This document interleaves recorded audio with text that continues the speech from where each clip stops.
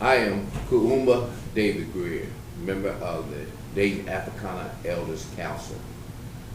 As we celebrate the 7 principles of Nagu Saba, Kuumba is the one that we are illustrating in this video shoot. With me is the legendary Baba Bing Davis, who will now do the libation as we go into this session. The libation is the pouring of wine or water to the earth, and we pour tonight in memory of the ancestors, and we say Ashe. Ashe.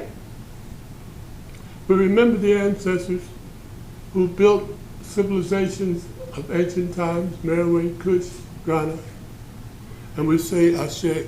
Ashe. And it was that foundation on which we now still build civilization,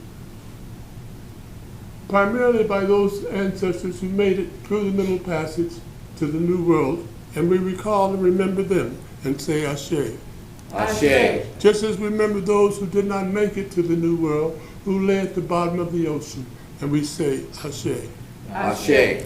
And we give pride and allegiance and remembrance to those who built this new nation called America, and we say Ashe. Ashe.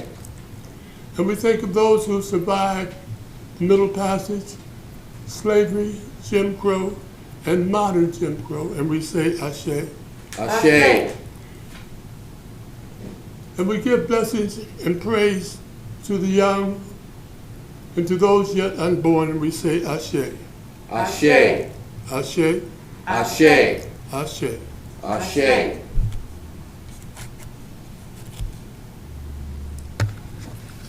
We're going to light a candle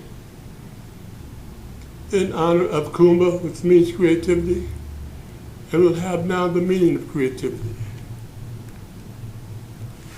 Kuumba, which means creativity, is to do always as much as we can in the way we can in order to leave our community more beautiful and beneficial than we inherited it.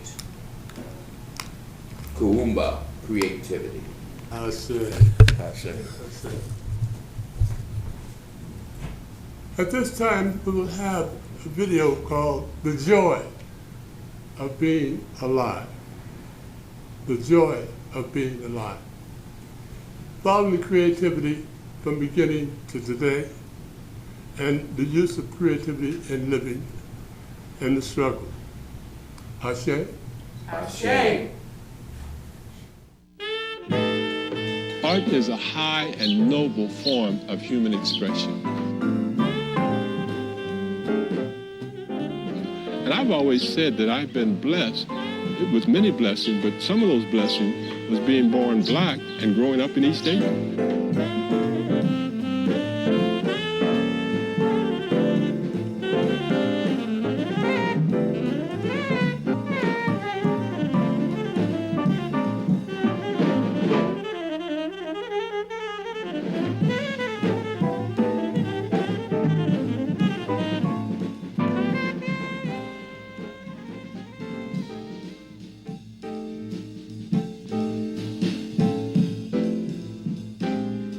Willis Bing Davis grew up on the east side of Dayton, Ohio, in a single-parent household.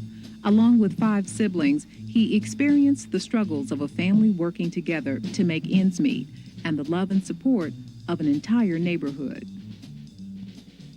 As I reflect back, growing up here in East Dayton was probably one of the most meaningful things in my total development as a person, because there was so much love in the house and so much love up and down the street and down the alleys, all the neighbors and friends. And the older I get, the more I realize how precious that growing up was, that extended family concept, All these neighbors have disciplined me at one time or another and then taken me home to get more discipline, but I knew it was out of love. But also it was very nurturing. I mean, they found what you could do and they encouraged you and nurtured you in doing it. So I reflect back as growing up here in this environment of these 4 streets in this enclave of African Americans as the most meaningful part of my development.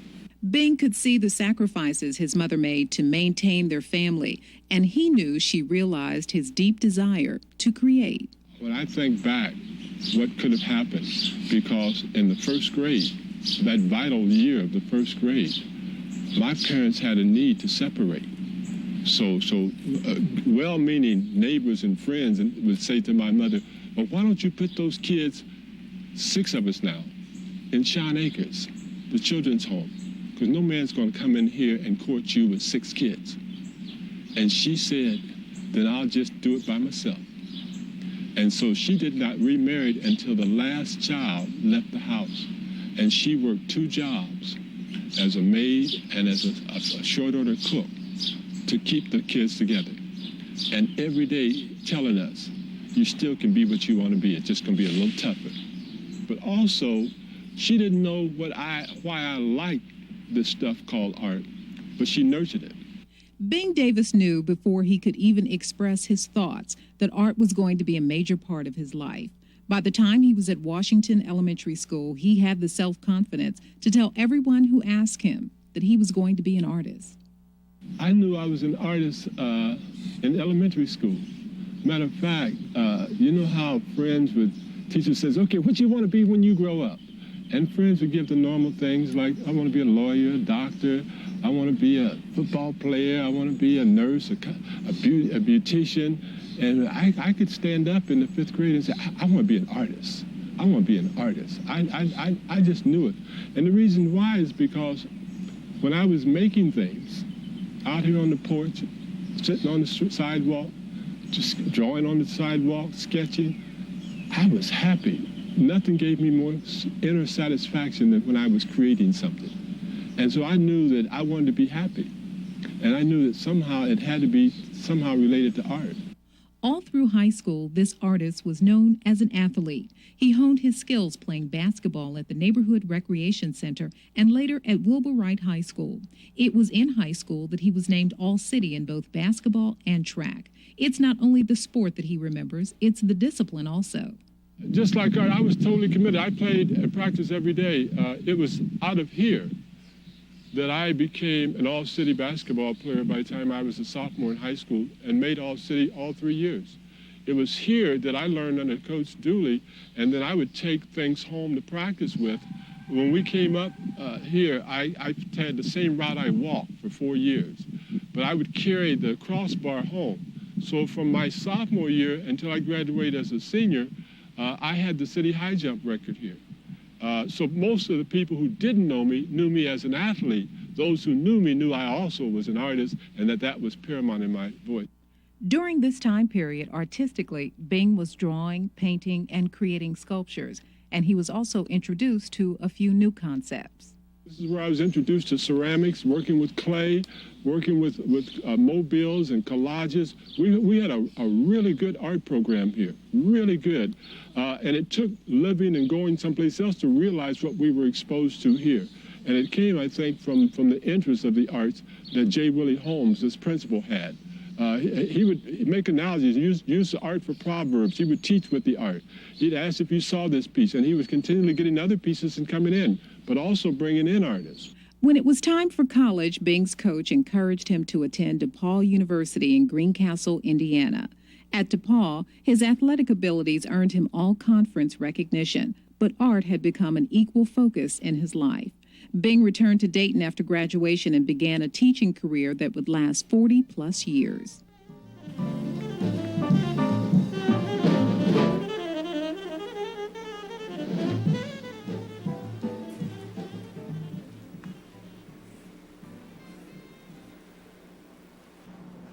My inspiration comes from a variety of places, not only just the basic language of art in terms of lines, shapes, and colors and designs that I respond to, from art, but also from all around my community and where I go and what I see, but also from music and from dance. And certainly, I make an effort to tie in my tremendous love and appreciation for traditional African art and culture. For example, what I'm working on now is part of a series called Ancestral Spirit Dance Series. And I pulled shapes and patterns out of African textiles that I'll blend with my urban experience in terms of the improvisation and the abstraction that normally is seen and just the gaiety of color and form.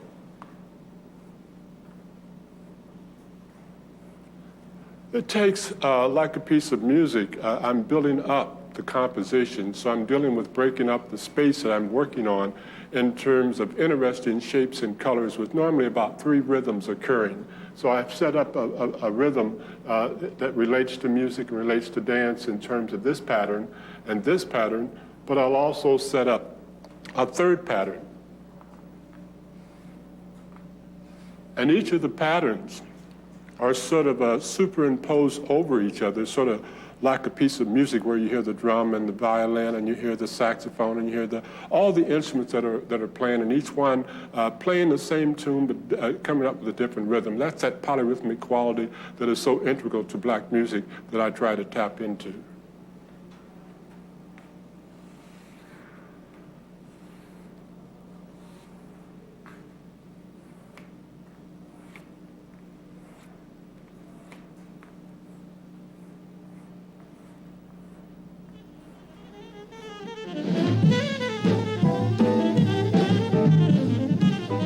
The first teaching assignment for Bing was at Colonel White High School in Dayton, where he made an immediate connection with students. He was a Pied Piper with a personality and teaching style that attracted students.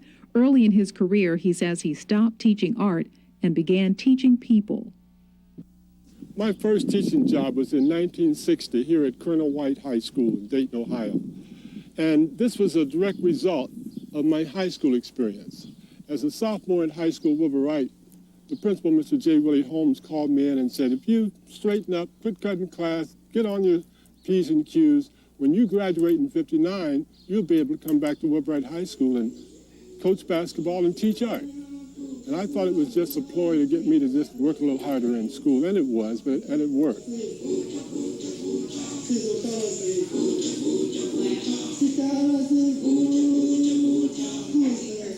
I found that I loved working with people, and while I enjoyed the times I had in coaching little kids in basketball and track and things of that nature, I found I could get the same kind of results using art as a tool. And besides, in coaching basketball, you would maybe reach 5, maybe 6 people.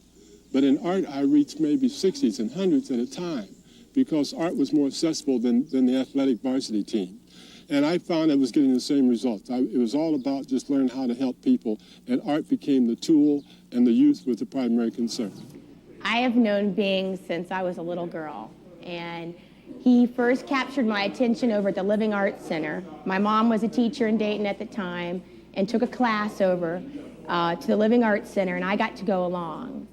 And that was my first encounter with him, and what a wonderful art teacher person that he happened to be. It was 7 years of teaching at Colonel White High School for Bing. He earned his master's from Miami University at night and during the summer, and he continued to develop artistically.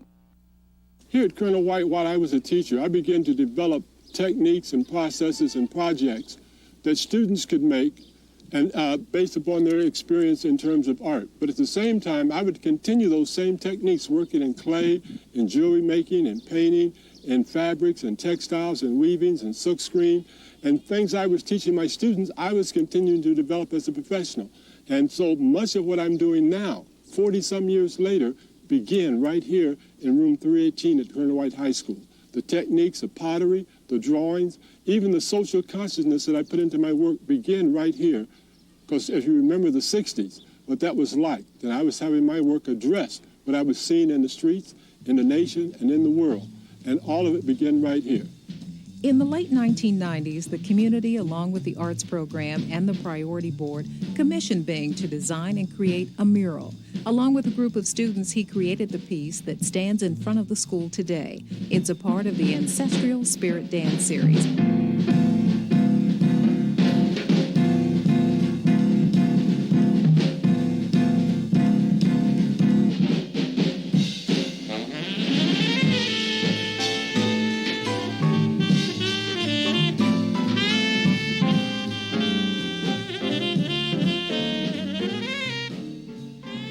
My Ancestral Spirit Dance series is about remembering and celebrating ancestors, those on whose shoulders we stand.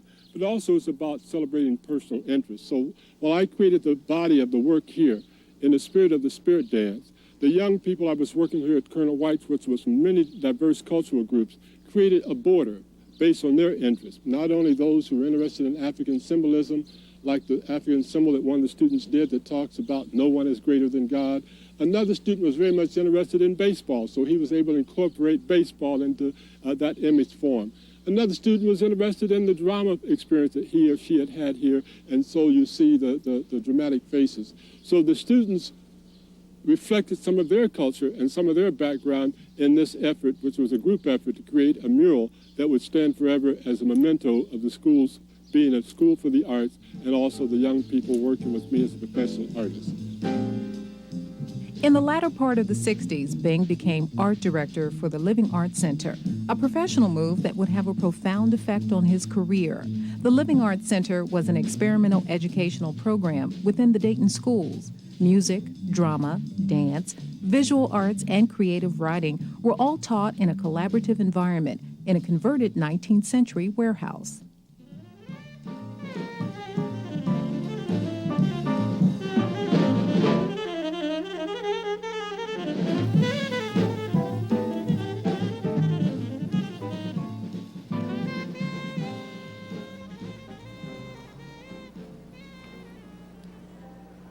As you can see, I'm further along in the development of this particular piece of the Ancestral Spirit Dance series.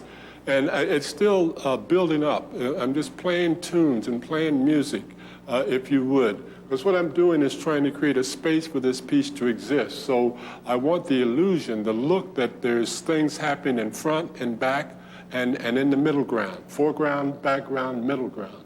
And by how I treat these pieces, I can make them occupy that space. But I view them as melodies and rhythms. Each one is distinct, but yet they're all working on playing the same tune that's going to come together near the end. The shapes and colors that I select, the composition that I break up, is all a part of that creative process. But in the process of getting started, I stay in tune with the work, because once I get to a certain point, the piece begins to talk to me too and tell me how it should go. And what I'm doing there is relating to the one color to another, one shape to another, one form to another. Keeping in mind the overall tune. I'm hearing music as I'm working. I'm hearing these melodies. I'm seeing these melodies all around me. I'm seeing these shapes. But it all is about the same song, the same dance, the same spirit. Much of the beginning process is just physical labor. I have the vision and an idea in mind of what I want to do, but it takes time to build up to that. You just don't get to the end and play the crescendo to start off the concert, but you're building up. And so I accept that deliberate patience of working to build up the piece. If you would, underpainting, laying colors underneath that's going to affect what's going to be laying on top.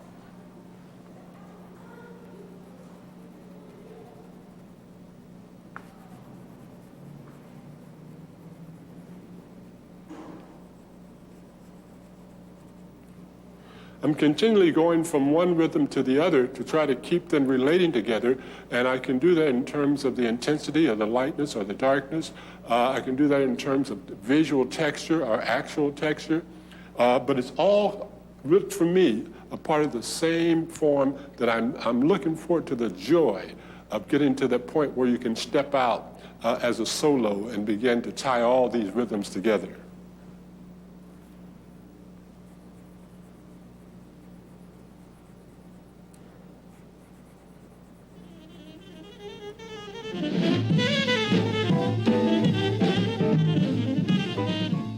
Over the years, Bing has had many opportunities to move beyond the walls of Dayton, Ohio, but he's kept his feet firmly planted in this area, working at Miami University in Oxford, and most notably as professor and chair of the art department at Central State University, where he remained until retirement in 1998.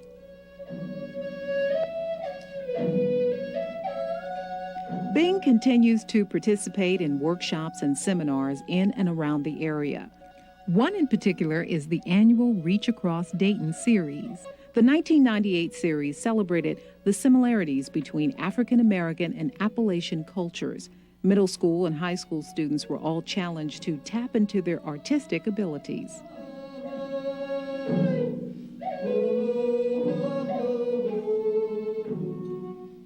In April of 1997, the Dayton Visual Arts Center recognized Bing for his artistic achievement in a series of exhibits in the downtown Dayton area. This exhibit was the largest of Bing's work and displayed over 200 pieces. The pieces are a clear reminder of Bing's strong African ancestral influence.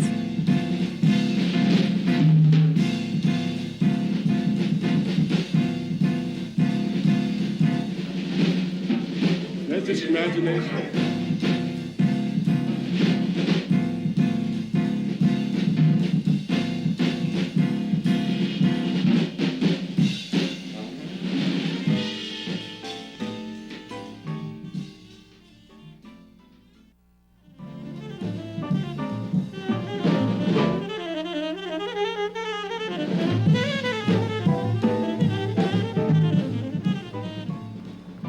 You can see it's just about finished. The piece will let me know when it's finished. But this is the joyous part of creating, because now I'm taking all that slow, painstaking build-up of creating a composition, and now I'm trying to make it all one piece. And if you can envision these rhythms and melodies occurring in the background, now I get to step out and just like a jazz musician, I have a solo. But what I'm using are the colors and the shapes and the energy of the melodies to do the solo. And I want the illusion that as you step out to do that solo, you're still reminiscent of the melody that you've been playing, but at the same time it's distinct enough to tie in what I call the African with the urban. That jazzy improvisation, intuitive way of expressing, using the same colors and shapes that I use to create the background and the pattern to do the solo. So it's still the same tune, but it's interpreted in a more modern and contemporary way. And so as an artist, and visually what I'm trying to do is to make this piece one, unify it into one piece so those distinct components are not separate, but all a part of the same form. So when a viewer looks at it, they feel it more so than try to analyze what makes it up. And that's what I want to happen. And so all of the work of planning and designing and composing was to get to the fun part of what it feels when all these rhythms are occurring at the same time, when all the dances are occurring at the same time, when all the colors are occurring at the same time. And it's really unique, even if it were a representational figure or a landscape or a still life. The approach is still pretty much the same. You just would recognize that fruit or the bowl or the tree. But here I've used that same visual language to create more of a feeling and a thought that's inside me. So in creating, I go deep inside to try to come up with my way of seeing the world, of responding to things around me, and giving my expression of it. That's the joy, and in the process of doing it, I'm thinking of the next opportunity to have that same feeling of expressing oneself in a very unique and personal way, drawn upon one's experiences, one's experiences in life, one's vision, one's dream, one's whole experience to society.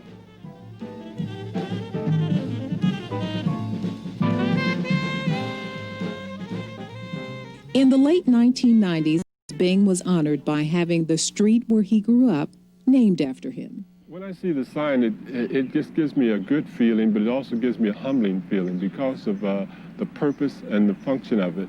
It's almost embarrassing to still be alive and drive around and see it, but it gives me a great feeling because I knew what it meant to all the people who made it happen, and that they were proud and pleased and appreciated what I attempted to do in terms of sharing and giving, that they wanted to be a part of that by helping to acknowledge me.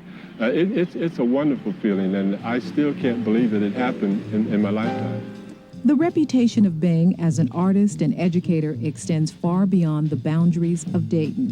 He has traveled extensively 10 times to Africa alone, among other places. His work is owned by countless notables domestically and internationally, and his recognitions are abundant. One of the ultimate recognitions for Bing was in January of 2002.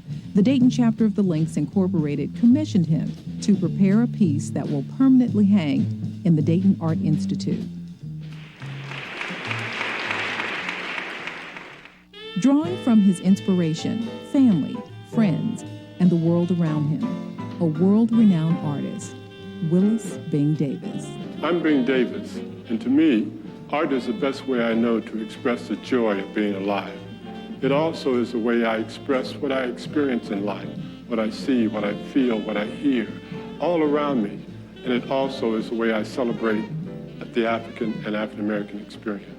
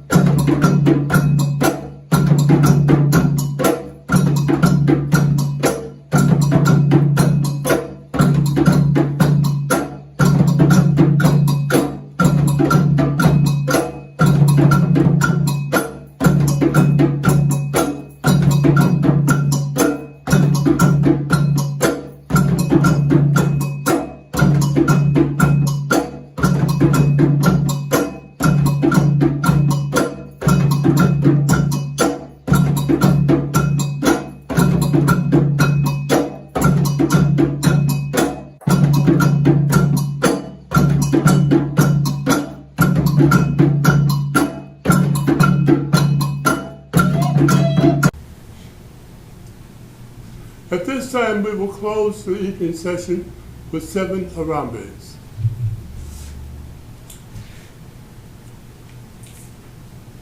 Harambe!